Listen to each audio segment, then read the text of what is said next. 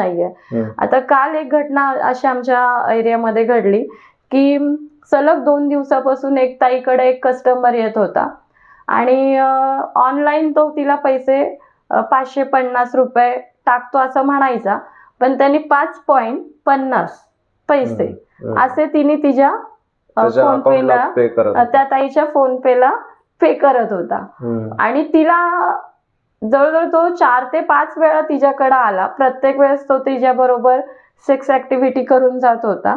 मग तिला थोडंसं कुठेतरी वाटलं की बाबा हा माणूस माझ्याकडे 2 दिवसापासून सारखा का येतोय। त्यावेळेस तिने ते जे फोन पे जे होतं ते आजूबाजूला थोडंसं दाखवलं। त्यावेळेस कळालं की तो म्हणजे ₹5 तिच्या बरोबर ऍक्टिव्हिटी करून जात होता आणि तो सातत्याने तिच्याकडे येत होता। तर अशा बऱ्याच केसेस या भागात आता सध्या होतात की शिक्षणाचा अभाव असल्या कारणाने महिलांना त्या गोष्टीची माहिती नसते।